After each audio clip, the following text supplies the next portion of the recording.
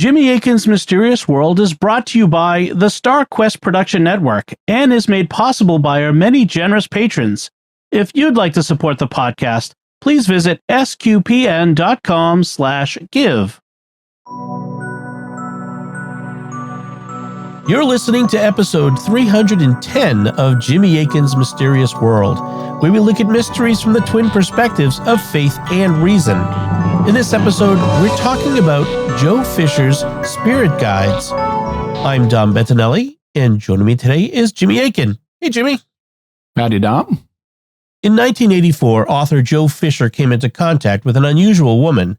A leukemia patient, she had turned to hypnosis to help with health and pain management. While under hypnosis, she began to receive messages from spiritual guides. Soon, Joe Fisher was part of a group that was regularly attending her sessions, and Joe got to know his own guide, a woman named Philippa, with whom he had shared an incarnation in 18th century Greece. But Joe was a paranormal author and investigator, and the guides encouraged his ambitious plan to travel internationally and verify that the guides had really lived as the historical individuals they claimed to be, so that he could validate their important messages. So what happened when Joe Fisher went to check out their claims?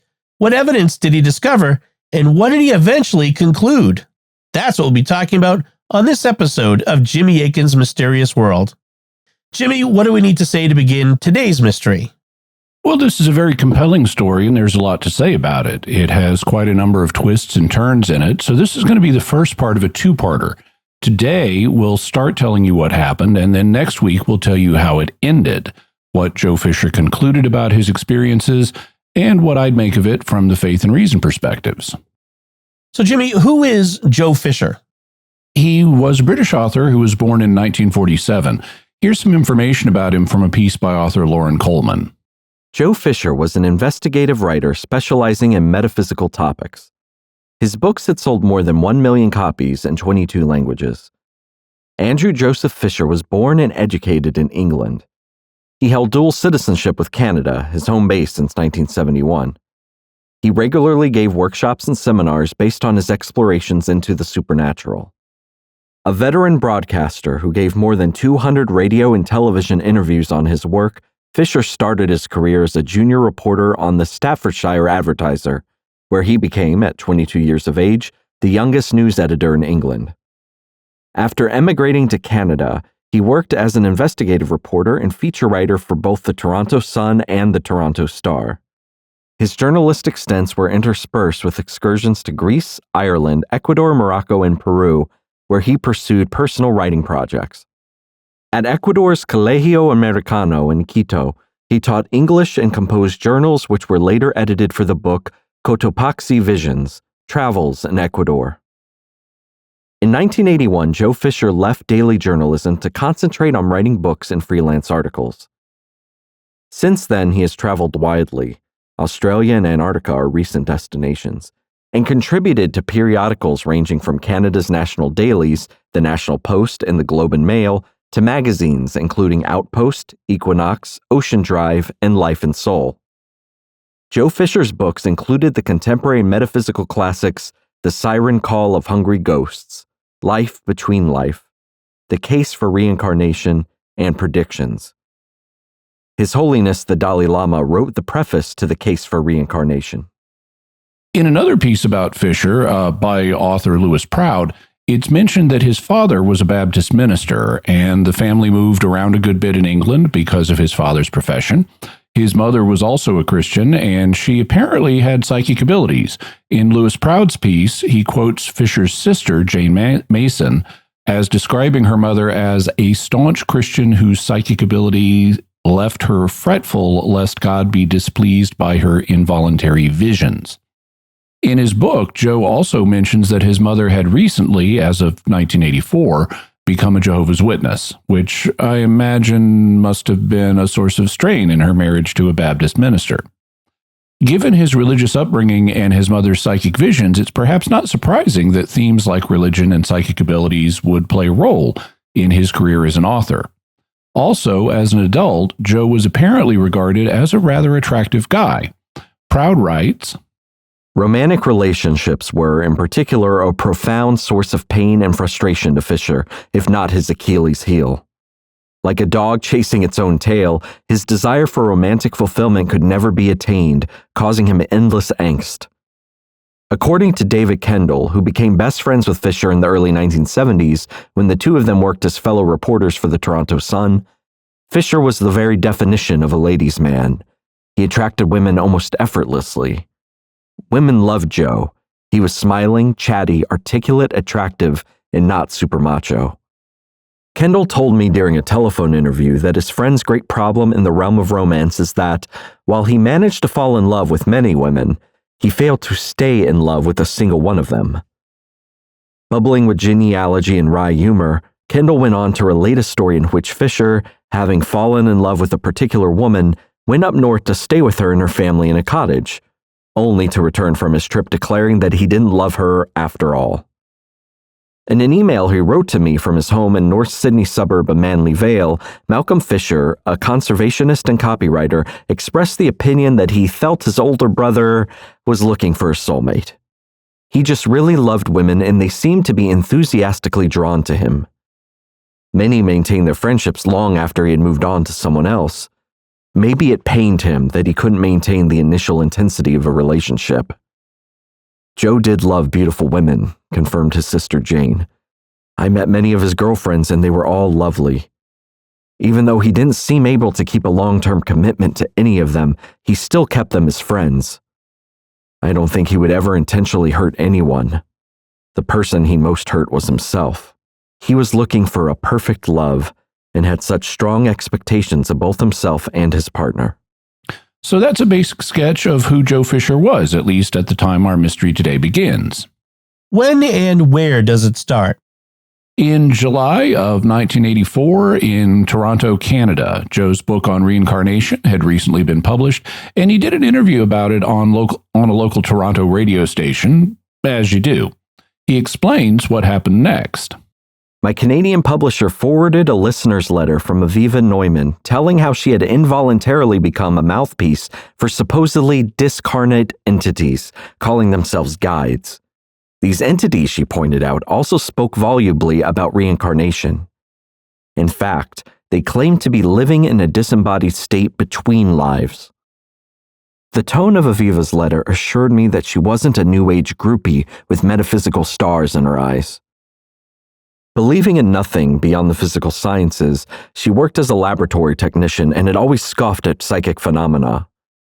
Indeed, she felt vaguely troubled about being a channel for other beings. She was writing to me, she said, because she was looking for a rational explanation for this irrational turn of events.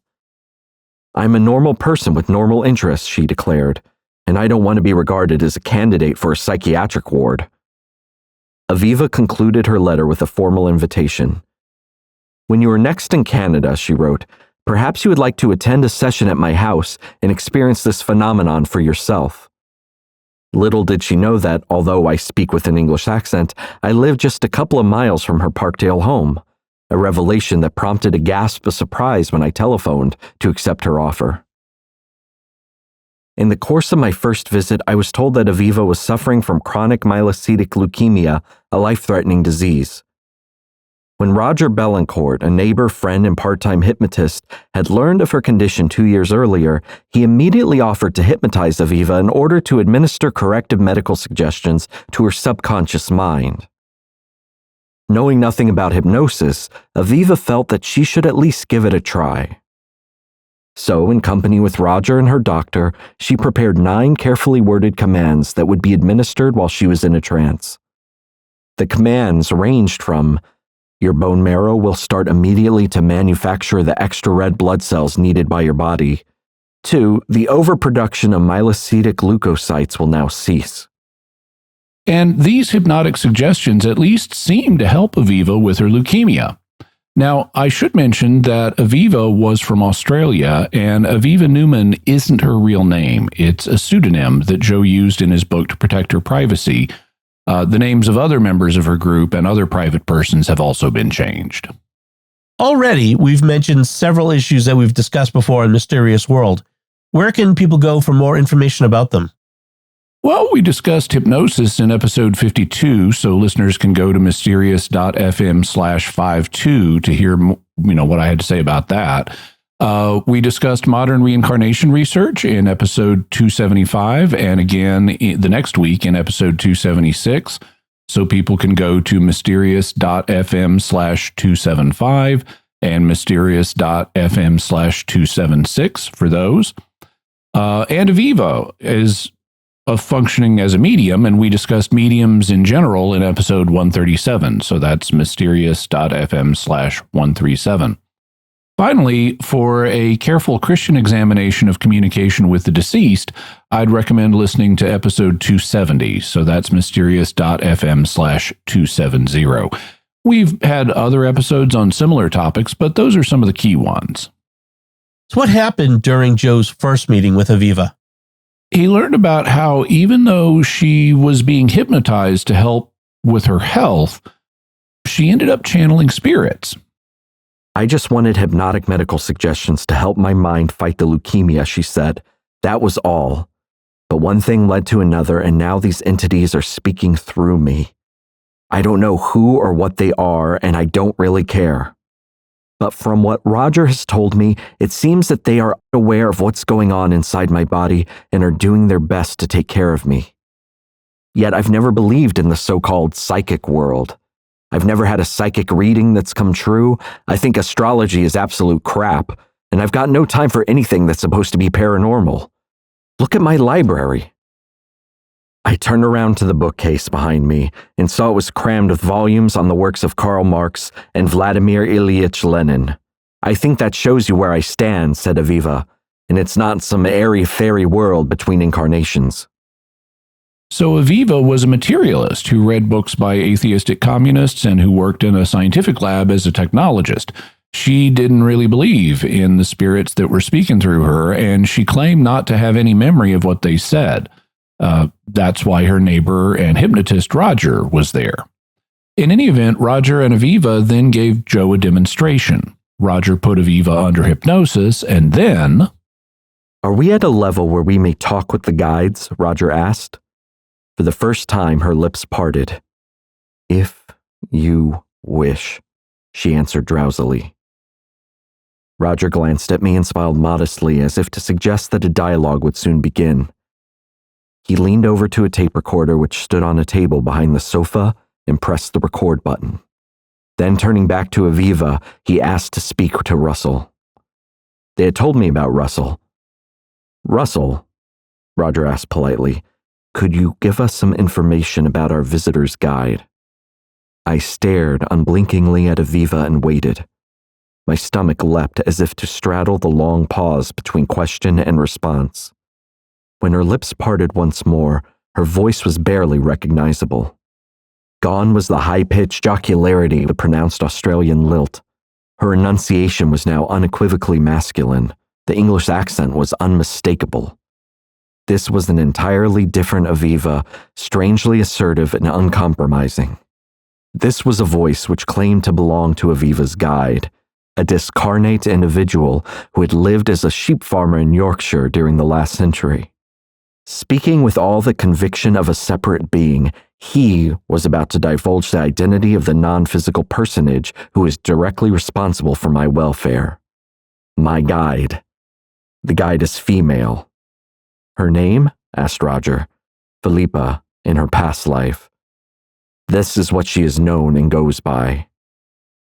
And would she be willing to give her charge some information pertaining to herself as to her past life and what nationality she was? She says she has been with him many lifetimes, and he with her. They have alternated roles.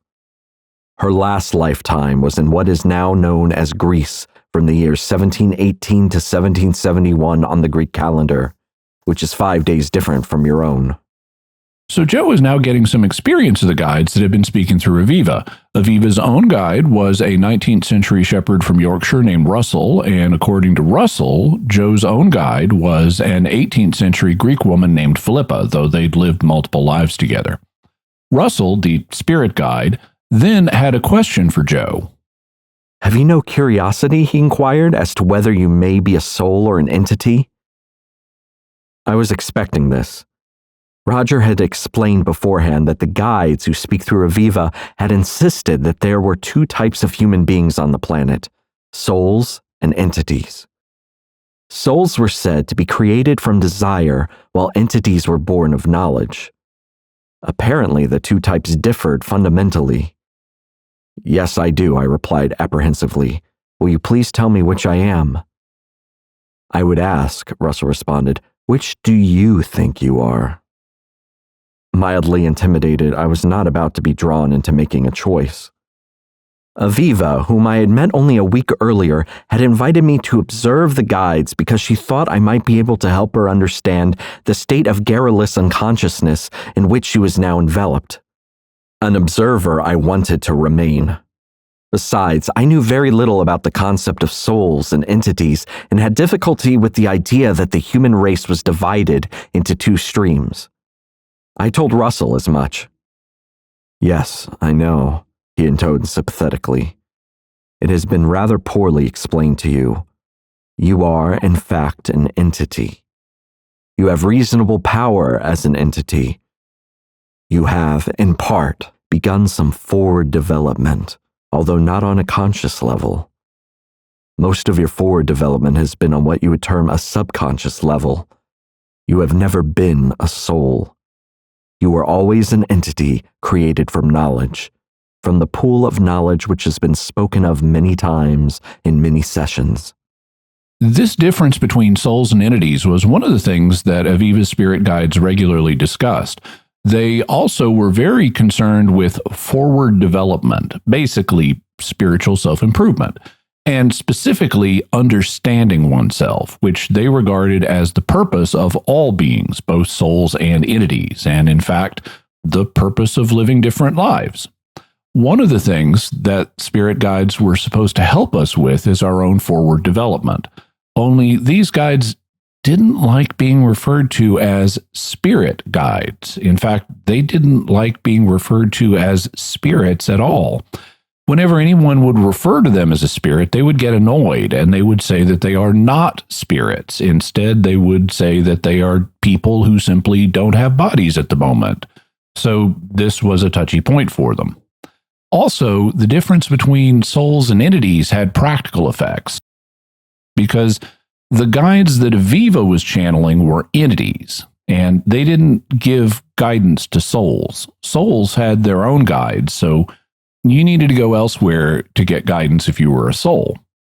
Either that, or you could spend several lifetimes upgrading your status to that of an entity, because that's something souls can do. Joe was a little troubled by this soul-entity distinction, but at the moment, he didn't have much time to dwell on it. Roger broke into my ruminations to ask whether I had any questions for my guide. Although he felt that Philippa would be unable to speak directly through Aviva on this occasion, he assured me that she would soon be able to talk with her own voice. Roger volunteered to act as an intermediary in the interim, explaining that guides first had to learn the energies if they wished to communicate through a human vehicle. So within a few weeks, Philippa would learn how to speak through Aviva, and then she could speak with Joe directly, without having to use Russell as an intermediary guide.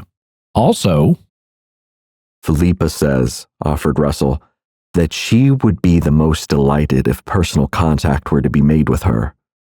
She says your knowledge and your self-discipline and your style of thought processes makes you what she calls a good candidate for communication on a direct level. Then you could receive direction from her. How should I make this direct contact? She suggests that if you put aside the same particular moment each day on the earthbound plane to establish thought control patterns upon herself, this would be a good start. For one who has contact with a guide has a more open resource for control of his or her own destiny. So it was even possible that Joe and Philippa could learn to have direct contact. He thus wouldn't need to use Aviva to speak with her, and that direct access with his guide could help him make more forward development or spiritual progress. Ultimately, however, Joe wasn't fully successful in making direct contact with Philippa. He did get a few mental images from her, such as of a spot in the Greek countryside where they used to meet back when they were lovers in the 1700s. And he also would get a kind of buzzing in his ears when she was present, but he never really learned to speak with her telepathically. However, at the moment, Russell pointed out another benefit of having contact with Philippa. This would also offer new companionship, and she says there is much instability of companionship in your life, Russell said.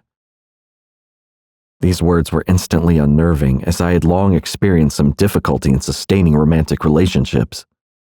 I had barely learned of my guide's existence, and now she was identifying this source of personal concern. Was this apparent weakness, I wondered, already undermining the life I shared with Rachel, my living girlfriend? Silently, I speculated whether Philippa had intimate knowledge of my dealings with others. Though I believed I had some very good friends, perhaps some of my friendships were more flawed than I realized. Whatever Philippa's words were meant to suggest, her immediate recognition of my vulnerability was unsettling, to put it mildly.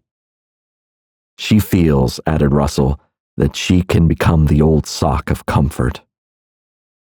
Warming to this remark, I requested some information on the last relationship we had shared on Earth. She says this was for her during the immediate past life in Greece. You were a male, and she was a female. You were to be her suitor. However, you both transgressed in the eyes of the community. You were sent from the village and did not return.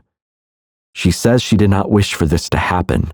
However, the village is more powerful than the one. The village is more powerful than the one. The phrase was sonorous, poetic, and conjured images of Greece. 10 years earlier, I had composed most of my first novel on the Greek isle of Siphonos. I had loved Greece, its culture, and its people, and I could readily imagine that I had once incarnated in that richly atmospheric land. Sitting on the floor of Aviva's living room, I found myself breathing the air of a bygone era, roaming parched valleys and ancient crypts. I imagined Philippa's dark eyes and long black tresses.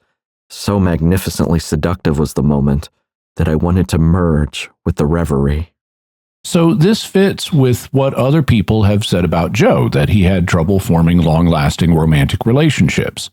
He did have a girlfriend named Rachel who he was living with at the moment, but he didn't have a source of long-lasting romantic satisfaction, and maybe his former lover and spirit guide Philippa could be a source of comfort to him. But Joe was an investigator, and he wasn't going to simply accept a good-sounding narrative. The skeptic inside screamed in protest, demanding that Philippa's credibility be established before the dreamer was granted any further indulgence. Could Philippa tell me, I asked, when I arrived in Canada and from whence I came? She says your concept of time is quite different from her own, and that she has not had to work with earthbound time since her departure from the earthbound plane. It is difficult, especially when there has been virtually no contact of a spontaneous nature between herself and her charge. She does not understand what you mean by the term coming to Canada. She says you were born on the earthbound plane and have not left the earthbound plane in this lifetime. What do you mean by Canada? I was charmed by Philippa's lack of geographical knowledge. After all, if she hadn't lived on Earth for over 200 years, her ignorance of Canada was quite understandable. She asked, Russell inquired, was this a known place when she was last on the earthbound plane? No, I conceded. That's an interesting point because Canada was only formed as a nation in 1867. She departed the earthbound plane many years prior to that. This brings up two of the themes that regularly occur in Aviva's guides.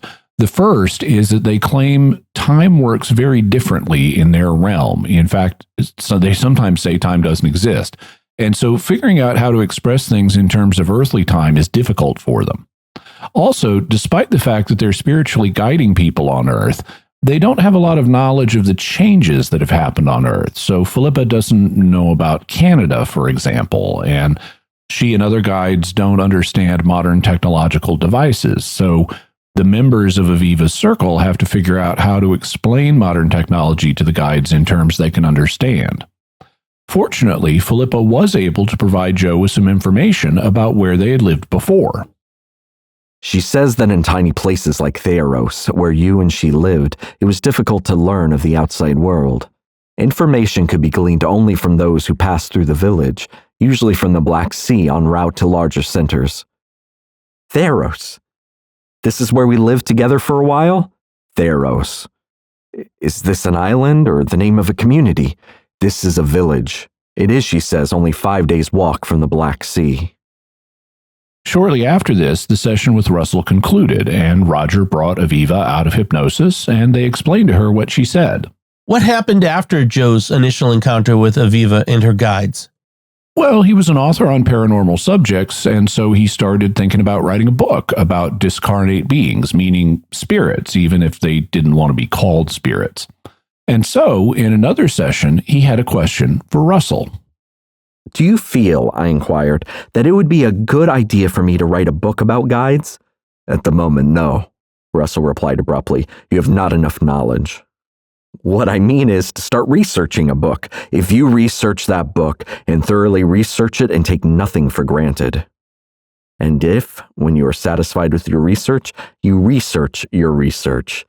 Yes, perhaps for you, with the nature of the work you have been involved in, this would be a good thing. But I would say that you are perhaps entering dangerous ground. So long as you continue to ask questions, so long as you continue your own forward development, so long as you do not impede the forward development of guides, yes, this might be very good for you.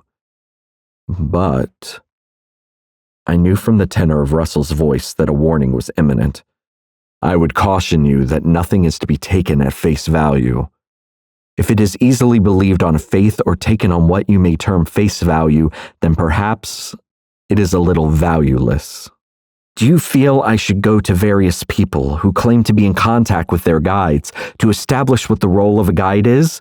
Perhaps the first thing you must establish is whether a guide is in fact a guide or a playful spirit, or not a guide at all.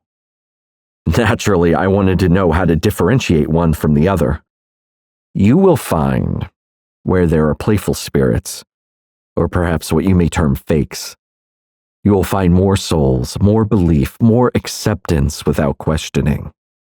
If you do not recognize one from the other with alacrity, you may find yourself in a soul entrapment type of situation. You are a very intelligent man. You have chosen well. However, I must caution you. Even the most intelligent among us have and will be again caught in soul entrapments. I asked Russell for some advice on how to avoid this miserable-sounding fate. He replied by cautioning me even more sternly than before to conduct my inquiry armed with a highly critical attitude and a barrage of perceptive questions. You must proceed into this field of work, if you intend to proceed with it, with a deliberate amount of skepticism, a large amount of knowledge, and a vast amount of accurate questions that will indeed single out reality from that which is basic belief, mysticism, falsehood. Do not accept at face value. Question. All the time, question. And if questions are not answered satisfactorily, question and question again. So this is good. Russell, the spirit guide, is telling Joe not to just accept what he's told. Don't just accept it when a spirit or an apparent spirit tells you something. Rather than telling Joe to just take whatever the guide says on faith, be skeptical and test it. It may not be a guide at all. In fact, Russell says it may be what he calls a playful spirit or a fake. And as we'll see, Joe took this advice. He did test the spirits, both those that were speaking through Aviva and those speaking through other mediums. How did Aviva first make contact with the guides? Well, her neighbor Roger had been hypnotizing her to help her with her leukemia, and he would test how deep her trance was by asking questions, such as about the state of her health. But he also found that she would sometimes report memories of past lives, such as being a Czechoslovakian teenager in World War II who was put in a labor camp and eventually executed by the Nazis. And upon request, Aviva was able to speak authentic words and phrases in the Czech languages, so that was a validating sign. Aviva also started talking about the need for forward development, and that, being the purpose of reincarnation, though she argued against all this once she was awake again. No matter how ardently the hypnotized Aviva enthused about the wonders of unconsciousness, the waking Aviva fought hard to discredit everything she said while in trance. The laboratory technologist whose hero was Lenin and whose attitudes and ideological principles were solidly grounded in the material world swore Roger to secrecy about the sessions because she feared being classified as mentally disturbed. As she grudgingly listened to tapes of the sessions, she complained that the information could not be verified, properly understood, or used in the here and now. Moreover, she maintained the material contradicted her conscious knowledge. Aviva's griping became so virulent that Roger decided to consult his entranced subject about her antagonism. This is how she responded. Whether she, at this time, believes the information is not relevant, what is relevant is that she questions and starts to seek and therefore opens more the door to knowledge. Do not underestimate the power of questioning. There is no contradictory information. What she finds contradictory merely contradicts her own beliefs. In acknowledging an understanding of the material, she must also acknowledge, therefore, that her beliefs are in jeopardy. The waking Aviva was not about to be persuaded by such sophistry. Wary of postulation, she wanted to know whether her altered state could produce something of practical benefit, such as the coveted digits that would bring home a lottery jackpot. Dutifully, Roger broached the topic at the earliest opportunity. Much to Aviva's subsequent irritation, the exchange went like this. Are you able to go into the future and look at a newspaper? Yes. Would you be able to retrieve winning lottery numbers for us? If it is part of your plan to have that amount of money, you could influence the numbers yourselves. Monetary gain is nothing that can be lasting. So the unconscious Aviva wasn't going to help them win the lottery, but she would talk about the importance of forward development, and it raised a question in Roger's mind. Back in the 1970s, he had tried automatic writing, which we may talk about in a future episode, and the only message he got was one from a spirit guide called Jai Lin, who said he was a Tibetan Lama and that he was Roger's own personal guide. Roger was freaked out by this and quit automatic writing. But with Aviva talking about forward development, he decided to ask her about this while she was hypnotized. Speaking with what Joe calls her alter consciousness. I understand that my spirit guide is Jai Lin. Is it possible for me to contact him in this manner? To whom do you wish to speak? Aviva responded sluggishly. To whomever can answer the question. Roger and Aviva's friend Helen waited patiently. They were used to waiting patiently at the altar of the alter conscious, but this pause seemed to last forever. When the reply finally came, Roger and Helen found themselves staring at each other, stunned and incredulous. Yes, it is possible to contact the guides. The guides' distinctive voices, however, did not materialize overnight. For several months, the alter consciousness acted as intermediary, replaying messages from the next world. Aviva's guide was identified as Russell Parnick, who, in his previous life, had lived as an illiterate sheep farmer in the Yorkshire Dales more than 100 years earlier. He also claimed to have been Aviva's wife during a 14th century existence. Helen was said to be guided by an entity called Mi Lao, who was last incarnated as a peasant woman in the walled city of Shitsu in China's Hunan province during the 17th century. And then there was Jai Lin. But Jai Lin didn't stay with Roger long. Roger wasn't big on taking the advice that Jai Lin had on offer, and so Jai Lin dumped him and left. This left Roger getting a new spirit guide named Sabotwan, but Sabotwan wasn't that interested in helping Roger, so Roger decided to take a more positive attitude, and he was rewarded by getting a better guide, a new one named Hani, who had been his mother in a past life in Holland. So be aware that if you don't follow your guide's advice, they can dump you, and you might get one that's not as good. However, all of this happened before Joe met Aviva. Once he'd made contact with Aviva, how were things going for Joe? Well, not particularly well. As we've heard, he had a problem establishing long-lasting romantic relationships, and now he learned that his guide was a woman named Philippa, who he'd been a lover with in a previous life in Greece. which was a country that he loved. And so this was all very romantic for him. He now had, in effect, an ideal lover, a woman of his dreams, and he was trying to learn how to communicate with her directly. Knowing that Philippa was also struggling to communicate gave the incentive to keep on trying. Not all was well at home, however. Rachel was offended by the avidity with which I would discuss the guides, and I learned to mention Philippa as little as possible in her presence. Perhaps she questioned my loyalty, sensing my attraction to this unearthly lover of old. Anyway, Rachel no more than tolerated my striving for communion with the next world. And over a period of several months, her pain forbearance turned imperceptibly into withdrawal. Not that I deserved any better. The guide's gripping expositions of life beyond the body left me increasingly preoccupied with the non-material universe, and less willing to be able to respond to Rachel on a basic human level. Aside from renouncing my otherworldly aspirations, an unthinkable course of action, there seemed little I could do to prevent our feelings for one another from drifting into cold storage.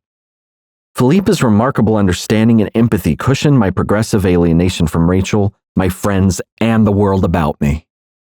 In any case, I told myself, personal happiness in the current existence was a small sacrifice to make for one's immortal welfare. Besides, I was as happy as I could reasonably expect to be.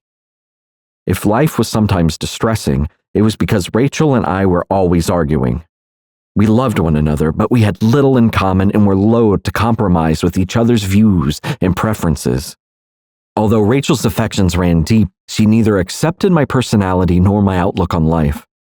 She protested that Philippa catered unfairly to my idealistic impulses and grumbled that my guide should be more considerate of her emotions. But I refused to listen to these complaints. So far as I was concerned, Philippa loved me unreservedly as I was, and that meant a lot. I was determined that Rachel's ambivalence would not deter my spiritual quest. Philippa was that quest. In getting to know my guide, I was honing my immortal destiny while preparing for the time when we would be together once more in the between-life state. So as you can hear, Joe's relationship with his current girlfriend, Rachel, was deteriorating.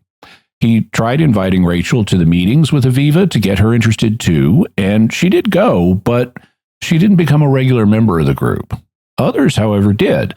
In late 1984, Joe started inviting people he knew to the sessions with Aviva, and by the spring of 1985, there were between 10 and 30 people showing up each week. Aviva's guide, Russell, would quickly identify which of the new attendees were entities and which were souls. And if you were lucky enough to be an entity, Russell would tell you who your own guide was. If you were a soul, then, as we mentioned earlier, he couldn't help you. But there were still lots of new guides to meet. The burgeoning cast of characters, including Ernest, who had fought in World War II as a bomber pilot with the Royal Air Force, Sanji, a wealthy landowner from Kathmandu, Nepal, who died of natural causes at the age of 66. Tuktu, who lived in Ceylon in his most recent incarnation, yet whose name hailed from a life in Korea.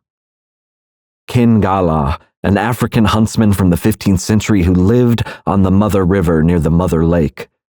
Franco, an Argentinian tailor who died in political upheaval in 1903. David, a farm boy from South Carolina who loved fishing. We watched spellbound as Aviva cruised from tribal African base to prime upper-class English to rippling Anglo-Indian to Carolina draw to broad Scottish and back again. If she was acting, she was not only brilliant, she was inhumanly so.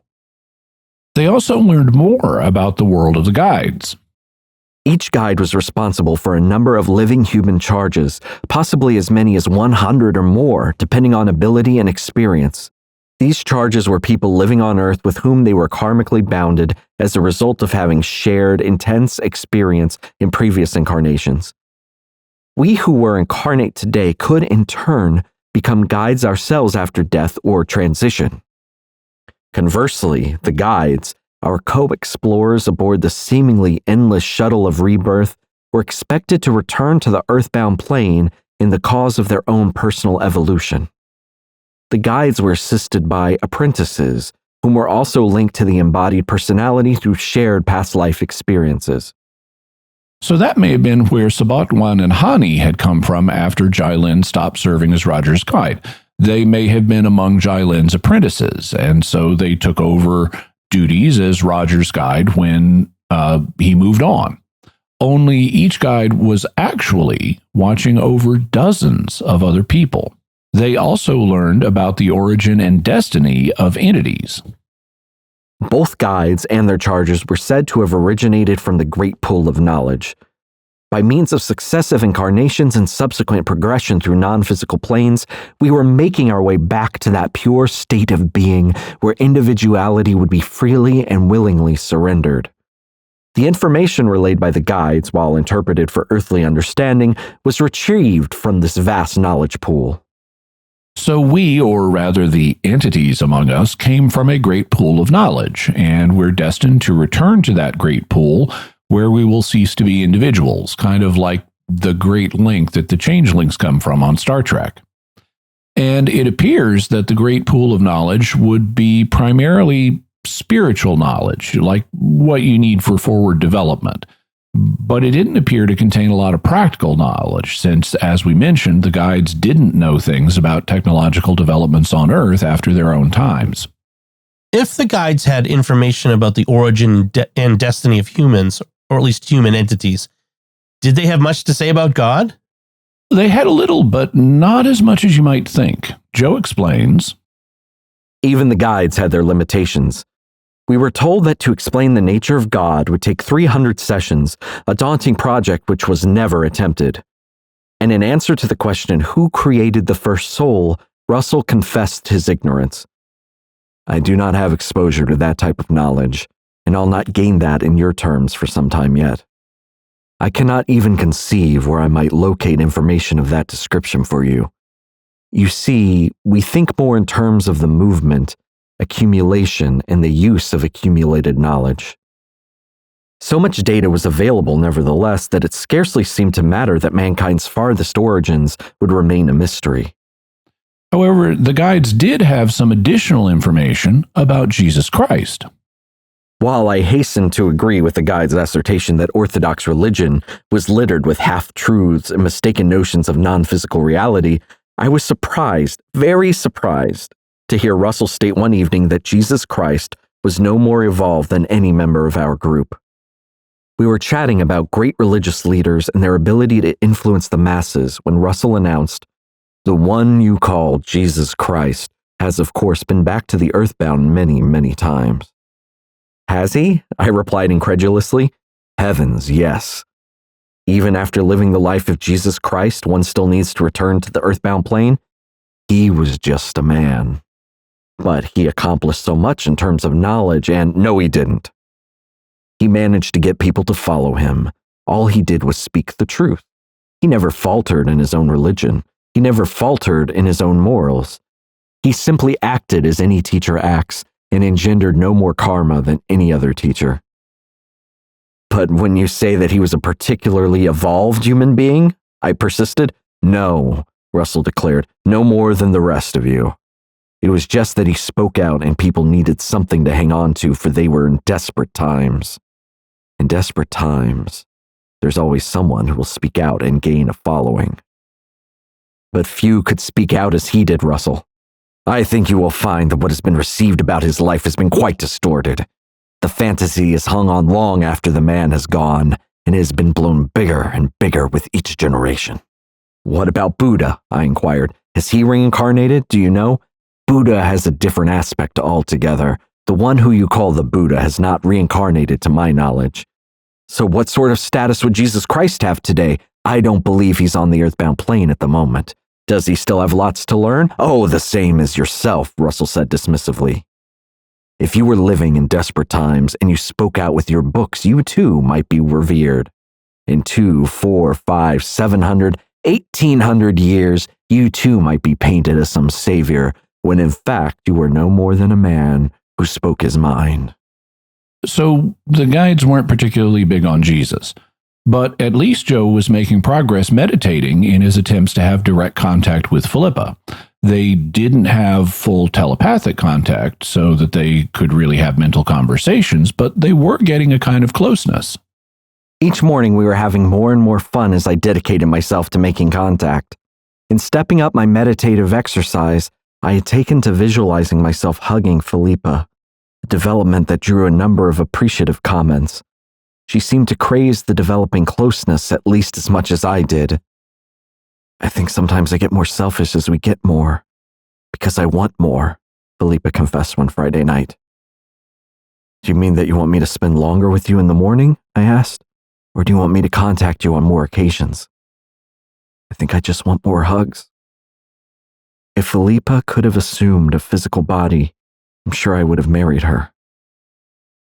But she was only a voice that resonated with more love, compassion, and perspicacity than I had ever known. Within the space of a few months, she had demonstrated an acute awareness of my feelings and foibles.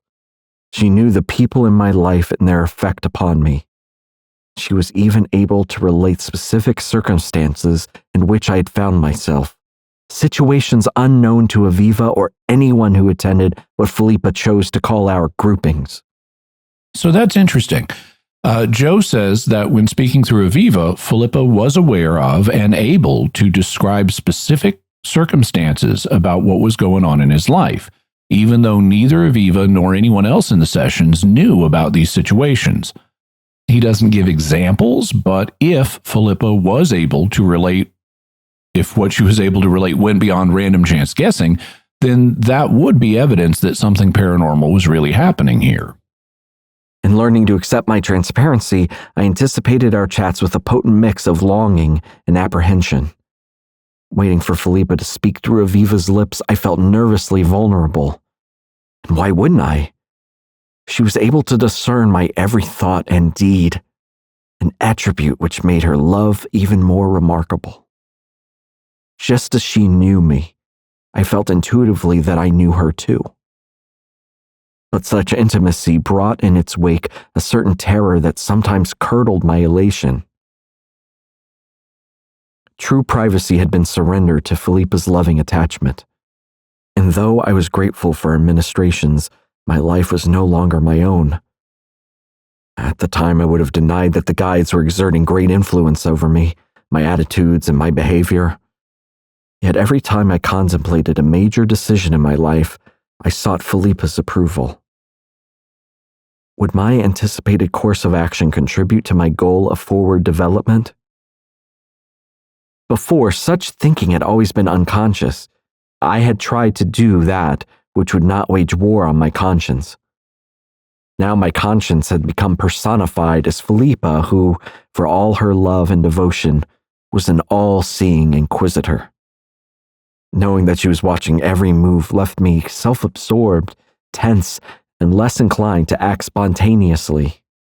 But Philippa was able to help Joe figure out what his purpose in life, or at least this life, was. It was a plan that had been made before he was born. I was glad to learn that I was indeed treading the path delineated in my karmic script. My principal goal for this incarnation, Philippa explained, was to disseminate on a wide scale knowledge of that which lies beyond earthly reality. Apparently, this objective had been karmically inspired by an earlier desert life in Sumeria, in which, following a volcanic eruption, I deliberately kept secret the whereabouts of a supply of fresh water. Many perished, I was told, because I withheld this life-giving information from others. Today, although circumstances were very different, my predicament was the same. Once more, the challenge was to spread the news rather than keep it to myself. So this was good. Joe could fulfill his plan for life and further his forward development by publishing the book that he was planning on writing about the guides and spreading their teachings far and wide so that more people could know about them and be benefited from them. Still, not everything was going as well as it could. With great reluctance, I decided in September 1985 that Rachel and I must part. Although the breakup was not precipitated by the guides, they were decidedly a factor in our failure to close the gulf that separated us. My guide, after all, was not only a guide. She was a lover who talked to me as such.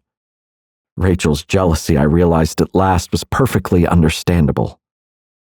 Later, Rachel confessed that she had known our relationship was doomed as soon as I was introduced to Philippa's unconditional love.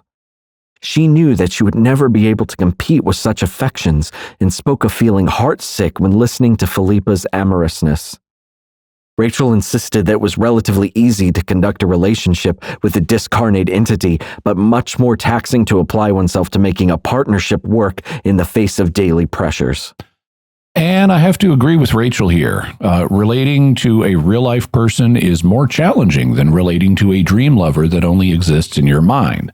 In fact, that's why people imagine dream lovers in the first place, because they're much easier to please than real people, which means that the love they give you is just a fake. It's a fantasy, a cheap imitation of the real thing that exists between a man and a woman who are committed to each other in real life. That would be the case here as well, if Philippa wasn't real, of course. Fortunately, now that Rachel was out of his life, Joe could focus on what he could learn from Philippa and the other guides. Now that my interest in Philippa and the guides was unhampered by any conflicting considerations, I steeped myself still further in the apparently infinite supply of knowledge which lay on the far side of the trance state. So rich and so abundant were the insights and observations that there were at times when I felt overwhelmed by the veritable geyser of information. We were being regaled with lengthy expositions about life on the lost continents of Atlantis and Lemuria. We were learning about the inner workings of the mind, which was said to have some 10,000 levels. We were lectured, among other things, on the intricate symbiosis of the guide-charge relationship, the pursuit and discharge of one's karmic workload, and the process of choosing one's parents. Everyone, it was explained, had strong karmic connections with at least one of his or her parents-to-be, who were identified and selected long before the actual birth took place. Still, if Joe was going to fulfill his destiny and write his book about the guides, he needed confirmation of what they were saying, just like Aviva's guide Russell had told him way back at the beginning. He needed to apply a healthy dose of skepticism and rigorously check what was being said. Research is research, he had been told. Question, and question again. So as part of his forward development, Joe decided that the time had come to do just that. Were our guides telling the truth, the whole truth, and nothing but the truth? Were they legitimate heirs to the long-standing tradition of a sense of presence? These questions I knew had to be answered, and answered objectively in my study of our allies in the next dimension. Mind-to-mind contact, paranormally acquired information, and uncanny intervention were all very impressive to individual witnesses within our group setting. But they were as empirically inadmissible as the guides' assertions about discarnate life, if only because they could not be validated. However, our guides' insistence that they had spent previous existences on Earth opened up a much more promising avenue of exploration. Mercifully, this insistence carried within itself the seeds of the ultimate test. For if the guides had lived before in relatively recent times, surely traces of their lives must still exist. And if I could recover those traces in records, deeds, registers, I would have incontrovertible evidence that the mysterious voices had, indeed, once inhabited human bodies. Most exhilarating of all, this evidence would confirm the knowledge of our hearts, the knowledge that love and concern rain down on us routinely from the next dimension. One of the members of Aviva's group was a poet named Tony Zambellis, and he had a guide named Ernest who had lived in the 20th century. He'd been a pilot in England during World War II, and Joe was from England. So he decided to make Ernest his first test case. So it was that Ernest was invited to divulge the contents of his memory, paying particular attention to names, dates, and events that could be corroborated. According to Russell, my request was by no means unreasonable. "We have no impediment to memory here," he stated flatly. Early on, Ernest confided that Ernest had not been his name in the most recent life. He had adopted Ernest, he said, because it had been his name in a particularly beloved incarnation 15 lifetimes ago. Had we been more perceptive, we would have understood from the beginning that this statement implied a general dissatisfaction with the existence during the last war. The reason for his despondency became apparent, however, as time passed and he revealed more of himself and his feelings. These feelings notwithstanding, Ernest fully understood my desire to learn details of his life and then to seek corroborations. With a certain eagerness in his melancholic, well-educated voice, he agreed to provide me with all the information he could muster. In his last life, said Ernest, he was Flying Officer William Alfred Scott of 99 Squadron, Group 3 Bomber Command. He described himself as 5 feet 11 inches in height, with dark hair and dark brown eyes. His comment, "I used to try to trim my weight at 11 stone, 154 pounds, suggested that he was inclined to be overweight. He was born in Brighton, raised in Bristol, the names of streets and schools were provided, and for 3 years had attended Bristol University, where he studied mathematics and engineering. He even named one of his professors, Jonathan Langley, quite a colorful chap, he said, who taught mathematics. Ernest joined the RAF in 1937 at the age of 20, and as a member of 99 Squadron was based at RAF Mendenhall, Suffolk from early in 1939, moving to Newmarket Heath in September that year, just before the outbreak of war. Some 18 months later, he was transferred with the rest of the squadron to RAF Waterbeach, an air base that was cut into the Fens, the name given to the low-lying area of East Anglia, and CAMS, a typically English abbreviation for Cambridgeshire. It was from Waterbeach, he said, that most of his bombing missions were conducted. He spoke with great affection and enthusiasm about the aircraft he flew, the Wimpy or Vickers Wellington bomber. Ernest gave Joe other information too, but one subject he was reluctant to talk about was his death. Ironically, Ernest said that he did not die in the air but in a bombing raid on Coventry in 1944. He was 27 years of age. Just why he was in Coventry remained a mystery because Ernest refused to talk candidly on the subject. On one occasion he suggested, discarnate tongue placed firmly in cheek, he was on business. On another occasion when I suggested that he might have been visiting somebody, he replied, "That's a nice way of putting it, yes." So I take that to mean that Ernest was in Coventry visiting a lover when the bombing raid happened. Whatever his reason for being in Coventry, he said that he was not killed instantly, although he was long gone by the time his body was finally discovered under a collapsed building on a street called Sandwich, northeast of Coventry Cathedral. Ernest had delivered the information spontaneously, without pause, and at times with considerable emotion. He impressed us all at being eminently human and entirely plausible. His speech was a catalogue of specific detail that could be verified or refuted. Everyone in the group was excited when my preliminary research in Toronto libraries swiftly confirmed the locations of East Anglian bomber bases at Mendenhall, Newmarket Heath, and Waterbeach, as well as the existence of 99 Squadron and its use of Wellington bombers in wartime. I learned too that just as Ernest had said, 99 Squadron was called the Madras Presidency Squadron and bore the Leaping Puma on its badge, and that the Vickers Wellington bomber was known as a Wimpy, the name being derived from J. Wellington Wimpy, a character in the Popeye cartoons who had an insatiable appetite for hamburgers. All this was very encouraging. Joe had been able to verify a bunch of things that Ernest had told him, but he still needed to verify other things, like had Ernest, a flying officer named William Alfred Scott, actually existed? Had he joined the Royal Air Force in 1937? Was he in the 99th Squadron? And did he die in Coventry in 1944? This being 1985, and thus a decade before the internet was publicly available, the needed information couldn't be easily checked in Toronto, so he decided to make a trip to England to visit his parents and do the research there to check out the rest of what Ernest had said.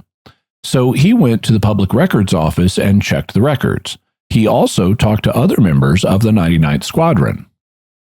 I spent several hours in the Public Record Office scanning page after page of the 99 Squadron logbooks, searching the list of six-man bomber crews for F.O. William Alfred Scott. At the end of the afternoon, it was heartbreaking to admit to myself that I had searched in vain. Sergeant Scott was there, a pilot whose first name was indeed Malcolm, but there was no flying officer Scott. not in all the operation logbook spanning 3 years of wartime activity. My mind rejected the void revealed by my eyes and fingers. Surely he must be there. I walked out into the thin February sunshine bewildered and crestfallen beyond belief. How could Ernest's description of life with 99 Squadron be so lifelike and so accurate in part, yet so much in error? I proceeded to investigate the remaining information that Ernest had imparted, looking on with growing distress as the existence of William Alfred Scott utterly and irretrievably collapsed. At St. Catherine's House, London, where births, marriages, and deaths for England and Wales since 1837 are registered, no William Alfred Scott had been born in Brighton in 1917, or had died in Coventry in 1944. No William Alfred Scott had enrolled in Bristol University from 1935 to 1937, and no Jonathan Langley had been a faculty member there. According to Kelly's Directory of Bristol and Suburbs, 1926, there was no Hill Road in the city, the street where Ernest claimed to have lived, and, in further contradiction of his testimony, no Princess Victoria School, or even a Princess Victoria Street. Investigations showed that, like so many other assertions, the alleged place of his death, a street called Sandwich, did not exist. By now, I was thoroughly frustrated with my efforts to confirm the claims most crucial to Ernest's contention that he had lived in 20th century Britain. While much of the information could be corroborated, anything which hinged directly on the existence of William Alfred Scott was proved false. Without question, I had been lied to over and over again, and I was burning to return to Toronto to confront Ernest with this heartfelt complaint. And since this was a trip to visit his parents, Joe apparently talked the situation over with them. Underneath my anger, I tried to fathom the meaning of the flaws in Ernest's testimony. If Ernest was not William Alfred Scott, who was he? My mother had an answer. It was predictable enough, I suppose, leaping straight out of years of Christian conditioning. Demons, she said, her voice quivering a little. You're talking to demons. I don't like the sound of it one bit. And with that, we want to pause here and take a moment to thank our patrons who make this show possible, including David S., Robert C., Ann T., Caleb P., and Michael M. Their generous donations at sqpn.com/give make it possible for us to continue Jimmy Akin's Mysterious World and all the shows at StarQuest, and you can join them by visiting sqpn.com/give. Jimmy Akin's Mysterious World is also brought to you by DeliverContacts.com, offering top brand contact lenses at always low prices with free delivery. Visit DeliverContacts.com. And by Great Lakes Customs Law, helping importers and individuals with seizures, penalties, and compliance with U.S. Customs matters throughout the United States. Visit GreatLakesCustomsLaw.com. So, Jimmy, what happened when Joe got back to Toronto? Did Ernest have a good explanation for why Joe couldn't find a record of him? When Joe got back to Toronto, he found that Ernest had already been making excuses to the other members of the group. For example, when his charge, Tony Zambellis, asked what his birthday as William Alfred Scott had been, Ernest said he'd have to think about it because the guides don't remember cluttering information that has nothing to do with forward development, even though Russell had previously said we have no impediment to memory here. Also, when Joe telephoned from England and said he couldn't find William Alfred Scott, Roger the hypnotist asked Ernest about this, and he got a big lecture about invading Ernest's privacy, or privacy.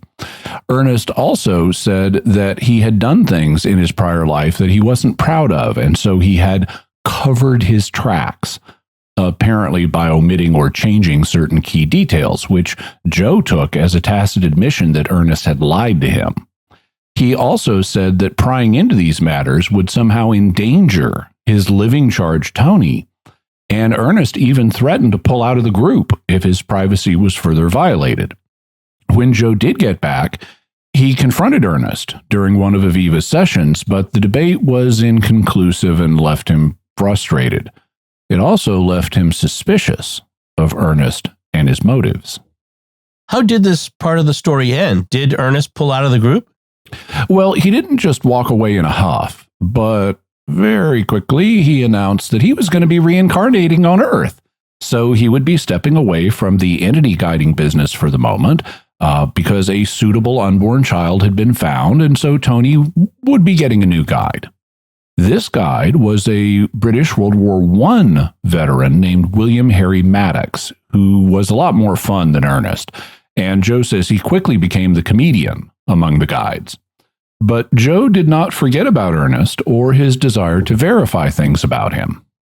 I was mindful that the time was drawing near for Ernest's rebirth. Ever in search of verification, I asked Russell to supply me with details concerning Ernest's reincarnation. I wanted a name for the newborn entity, a date of birth, and a location, data that I could subsequently check against birth records in the United Kingdom. Russell said that he would endeavor to consult Ernest's guide and the guides of his parents-to-be, and if all went well, would retrieve the information I had requested. As the weeks went by, I kept asking Russell whether there was any news. Week after week, he replied in the negative. Then, toward the end of July, Russell announced that he had received notice of Ernest's re-entry into the material world. His birth had taken place, he said, on 13 July. His new name was Thomas Hugh Graham. His birthplace was the county of Kent in southern England, and his parents' Christian names were Hugh and Susan. Eagerly, I made a note of the particulars and longed for the time when I could justify making another trip to England. Russell suggested that the information could be validated were I to dispatch an inquiry to England by carrier. However, rather than rely on the postal system and long-distance dealings with bureaucrats, I decided to wait for the opportunity to conduct a personal search. So the next year, 1986, he did go to England to check the records. There was a Thomas Hugh Graham, but he was not born in Kent, as the guides had said, and there was no way of knowing immediately whether he was born on 13 July. To find out, I had to fill in an application for a full birth certificate, which I did. Several weeks later, sometime after I had returned to Toronto, the certificate I had ordered arrived in the mail. Anxiously, I opened the envelope and scanned its contents. To my great relief and satisfaction, the pink ink-scrawled certificate was inscribed almost the way I dared to expect. Thomas Hugh Graham, birth date 13 July 1985, parents Hugh and Susan Graham, birthplace Aldershot, Hampshire. It was all just as Russell had said, with one exception. The birthplace was located in Aldershot, Hampshire, rather than in Kent, which lay 35 miles away. Triumphantly, I carried the birth certificate with me to the next session at Aviva's home and announced the news to cheers and applause.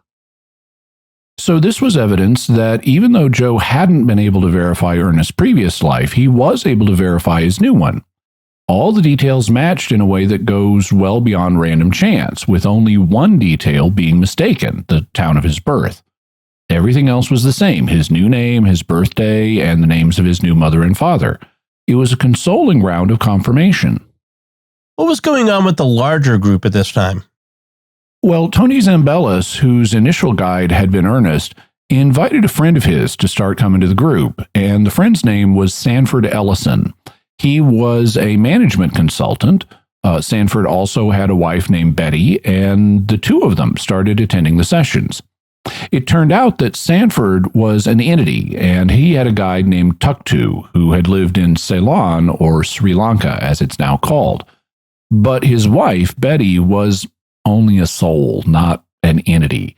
So she didn't have a guide that the group could contact. Soul guides existed on a different plane of reality that the entity guides didn't have access to. Still, Betty kept coming to the sessions, along with 2 or 3 other souls who were very interested, even though they couldn't speak to their guides. Betty even made snacks to bring to the sessions. But there were some potential dangers. The guides were still stressing that an entity was not necessarily better than a soul, but they were also saying that an entity's forward development could be impaired by teaming up with a soul in a business or personal relationship. In Russell's words, generally speaking, when an entity and a soul are contracting each other, the middle ground is reached. That is, forward development for the soul and regression for the entity. Indirectly, Sanford was being told that his marriage, while a positive experience for Betty, was detrimental to his personal growth. However, what was good for Sanford was that he and Aviva had a lot of karmic connections. They had spent multiple lives together, much more than the number he had spent with Betty. And because of their close karmic connections, there was something Sanford could do to help Aviva. His guide, Tuktu, explained, Soon after Tuktu began to communicate in his own voice, Russell asked Roger to arrange a private chat between Sanford and himself. In the ensuing discussion, Sanford learned that Aviva had leukemia and that under current conditions she had only 3 months to live. There was hope, however, that her life could be saved, hope that rested entirely with himself. Russell said Sanford's energies were perfectly compatible with Aviva's and that he was the only member of the group capable of channeling healing to her disease-ridden body. Sanford was informed that he had been developing his capacity to heal over 5 previous lifetimes. To assist in Aviva's recovery, said Russell, would be an ideal way to work on discharging his karmic debt. So it was that Sanford learned how to channel energy from Tuktu through his mind and into his fingertips, which were placed successively according to the guide's instructions on various parts of Aviva's body. It was as though my forehead was connected to my hands, Sanford said of the healing sensation. My hands and fingers would get quite hot. I would know when the work was completed on a particular area, the sensation of heat would die away. The difficulty always lay in blanking out the conscious mind. In time, I could tell where the problem areas were. The direction was mine, but the healing energy came from the guides. So after Roger put Aviva under hypnosis, the guides, like Russell and Tuktu, would direct Sanford where to put his hands on Aviva's body to direct healing energy into her and save her life. Well, it worked. She survived the 3 months that Tuktu had said she had left, but this was going to require ongoing healing efforts. Soon, these healing sessions were happening more and more often. Within 4 months of requesting the original private chat with Sanford, Russell announced that he wanted Sanford to be able to lead Aviva into trance. Russell's wishes were made unmistakably clear after Roger vacillated rather than acting at once, when Aviva asked him to give her a hypnotic command that would trigger an automatic response to her pain attacks. When the group next convened, Russell ordered everybody save Roger and Sanford out of Aviva's living room before unleashing a withering attack on Roger. In the course of the tongue-lashing, Roger was told that he was irresponsible, that he didn't have Aviva's best interests at heart, and that he was placing her life in jeopardy.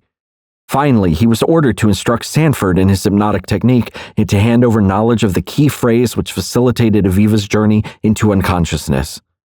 From that moment, Sanford not only proceeded to conduct healing sessions on Aviva without Roger's mediation, but he also, with Russell's blessing, gradually assumed leadership of the Friday night discussions. It was soon obvious to the group members that Sanford was able to bring Aviva out of trance with greater ease and speed than Roger had managed. On awakening, Aviva said she felt less groggy than before. So now Roger, Aviva's neighbor who had served as the initial hypnotist for the group, was out, and newcomer Sanford had replaced him. When it comes to his own appraisal of the newcomer, Joe says, Sanford was not a close personal friend of mine. We never engaged in heart-to-heart discussions. But seeing him every Friday night, I noticed that, although he always put on a smile, he was becoming increasingly anxious and uncommunicative, and I wondered occasionally why his life-saving mission hadn't brought him greater joy. Sometimes I also wondered about my own state of mind. I was more jittery than usual, more susceptible to insomnia and nervous tension, and, to my irritation and dismay, certain friends seemed increasingly concerned about my well-being. No matter how hard I tried, I could not shrug off a cloying sense of contamination which could neither be pinpointed nor explained. Life had rarely seemed so fraught with uneasiness. Unfortunately, Sanford's time as Aviva's healer and the group's new hypnotist was limited. Roger Bellencourt had regained his original position as group leader and hypnotist. Sanford Ellison, it was rumored, would not be returning to our sessions. There was talk of personal antagonism between Aviva and himself. There was even talk of Sanford's mental instability. I knew that Sanford had not been feeling well for a long time and that his marriage was under tremendous strain. Yet he was closer to the guides than anyone, and it was hard to imagine the sessions without him. Moreover, I wondered how Aviva would survive without his healing hands. Sanford's abdication of the group's leadership spoke more loudly than words of a serious rift within our family circle. Fearing involvement in a petty squabble, however, I chose not to seek out Sanford to ask why he was no longer with us. Instead, I accepted Russell's explanation. Sanford, he said, had opted for negatively and backsliding rather than forward development, and the group would be better off without him. We're now at a period in Joe's life that covers 1985 and 1986. Despite his failure to verify Ernest's prior life as an individual, Joe had received enough confirmation of Ernest's claims, including his new incarnation as a baby, that his faith in the guides survived. In fact, throughout 1985 and 1986, the guides were my lifeblood, my consuming passion. Every session, and particularly the rare, private sessions that I had with Philippa when alone, I hunched over the sleeping yet garrulous Aviva, was an extraordinary thrill.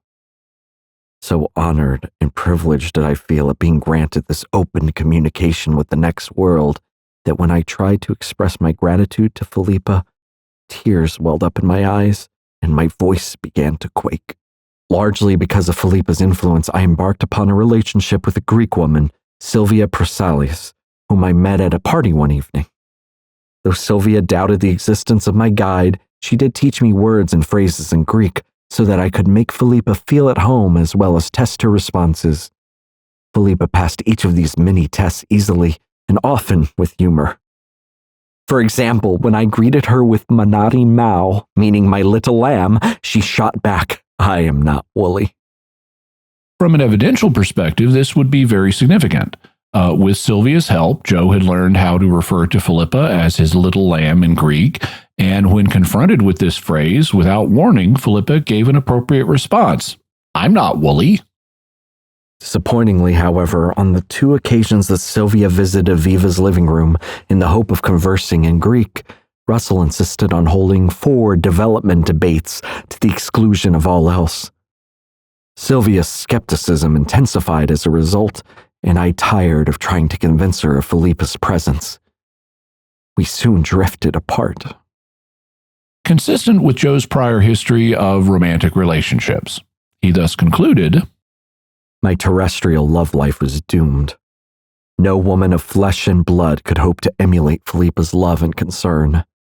No incarnate female could ever begin to understand me in the fashion to which I had become accustomed. In a sense, I was lost to the world, living in a limbo land beyond most earthly cares and considerations. It was eternity that mattered, I told myself, not the petty concerns of unenlightened beings who are blind to our infinite potential. Still, I wanted to demonstrate that this larger vision was more than a dream. And with this aim in mind, I returned to my original mandate, to venture beyond the group to see whether there was a consensus among channeled entities at large. Now, at this point, in the mid-1980s, channeling was a big thing. There were individuals like J.Z. Knight and her Atlantean warrior spirit Ramtha who were all over pop culture. So there was lots of interest in channeling exotic spirits, channeling just being a form of mediumship, though sometimes with an exotic spirit like an Atlantean warrior, seeming to speak through the medium or channel. And since his mission in life was to spread knowledge of the guides, and since he needed to check out what the spirits were saying rather than just accepting them, Joe decided to do further research for his book by broadening the circle of mediums he was talking to, so that his data wouldn't just be coming through Aviva and her guides. The channeling movement was fast expanding in North America, and there were many people in Ontario and neighboring New York State who claimed to be able to enter trance in order to bring forward guides and teachers for the education of all. As I made my plans to meet some of them, Russell's original warning resounded in my ears. The first thing you must establish is whether a guide is, in fact, a guide or a playful spirit. or not a guide at all. So Joe thought of an ingenious plan to test this. Would guides communicating through other mediums be able to identify Philippa, make contact with her, and impart information about our last life together to verify that the link had been made? Yes, said Philippa, if they were genuine guides. If they shrank from being tested in this way, I was advised not to trust them. This was a good idea. If Joe had confidence that Philippa was real, it would serve to validate the abilities of other mediums if they could communicate with her as Joe's guide. Joe also got advice from Aviva's guide, Russell. Russell felt that I should challenge other discarnates by inquiring about my occupation during my most recent Greek incarnation, and by asking to know where in Greece Philippa and I had lived.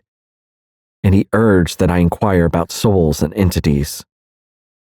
Those who did not understand the difference between the two streams of humanity would be the fakes, and who would give themselves away by revealing absurd discrepancies.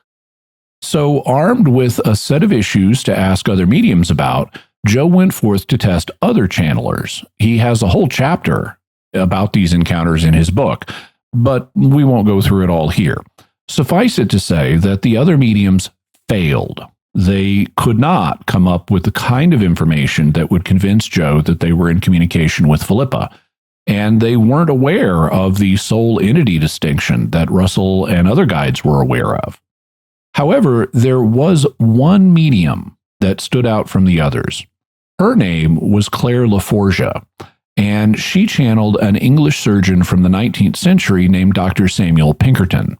And Dr. Pinkerton was able to provide some significant, beyond random chance information about Philippa, like the fact that he, Joe, and Philippa had been incarnate together around 1760, which fit their Greek incarnation. He also discerned that her name began with the letter P, like Peter, which would be true of an English spelling of her name as Philippa with a PH. Unfortunately, Dr. Pinkerton wasn't able to ultimately convince Joe that he was actually in contact with her, but Dr. Pinkerton will come back into our story later, so remember him. With these disappointments, how was Joe proceeding with the plans for writing his book, which would help introduce the general public to what he'd been learning about the guides and their teachings for humanity? Well, he wasn't thrilled that his investigations of other channelers weren't turning up confirmation of what he had learned from Aviva's group, but he was still actively looking into what they said. In fact, Joe was planning another verification trip to Europe, and this would be a big one. He had plans to verify the existence of 3 of the group's guides. One was Aviva's guide Russell, who had been a shepherd in 19th century England. Another was Tom's new guide, who had replaced Ernest. This was the World War I soldier Harry. And the third was his own guide, Philippa. To verify her existence, he was going to his beloved land of Greece and walk the streets that they had walked together. Through Aviva, Joe thus interviewed Philippa, gathering as much information as he'd need to verify the details of their lives together and her own existence. However, before he could leave for Europe, Joe had an unexpected encounter. It so happened that I ran into Sanford Ellison at a house party only days before I left Toronto. He looked awful. Drawn and defeated, he exhibited all the signs of physical and emotional exhaustion. I was not inclined to spend much time in Sanford's company because Russell had left us little doubt about his regressive behavior. Besides, the party's hubbub forbade serious discussion. But one comment made during our brief chat was to remain with me all the way to Greece and back again. "Anytime you're ready to hear about the other side of the guides," Sanford said somewhat cryptically, "I'll be glad to tell you all I know." And that's what we'll tell you next time. The other side of the spirit guides that Joe and Sanford had encountered. Anything else you want to say before we close? Just a reminder that I'm going to be teaching the Introduction to Parapsychology course at the Rhine Education Center this May and June. The Rhine asked me to teach their online Introduction to Parapsychology course last fall, and it was a big success. So the Rhine has asked me to teach the course again. It's an 8-week course that we'll be offering live in May and June, but you don't have to be at the lectures live. They'll be recorded, and you'll have at least 6 months to watch them at your leisure. You can either audit the course, which means, watch and listen to it just for your own information, or you could take it for a grade. And if you pass, you get a special certificate signed by me. It's a really interesting course, and I hope you'll join me. It covers fascinating material that any fan of Mysterious World would love. Furthermore, the Rhine has asked me to also teach a course on Christianity and parapsychology this August, and a course on world religions and parapsychology this fall. So by taking Introduction to Parapsychology now, you can be in a good position to get the most out of the religion-themed courses that I'll be teaching later in the year. Just go to Rhine, that's RHINEEDU.org to learn more. Once again, that's RHINEEDU.org. And Jimmy, what further resources can we offer to folks on this episode? We'll have a link to where you can read about my course on the Introduction to Parapsychology, and also one of Joe Fisher's books that deals with our subject today. Very good. So now it's time to hear from you. What are your theories about Joe Fisher and the guides that he encountered? You can let us know by visiting sqpn.com or the Jimmy Akin's Mysterious World Facebook page, sending us an email to feedback@mysterious.fm, sending a tweet to @MYS_world, visiting the StarQuest Discord community at sqpn.com/discord, or calling our Mysterious Feedback line at 619-738-4515. That's 619-738-4515. Also want to say thank you to Rob Mady for his voiceover work on this episode. And I want to say a special word of thanks to Oasis Studio 7 for the video and animation work they did on this episode. You can check out their work by going to my YouTube channel, youtube.com/Jimmy Akin.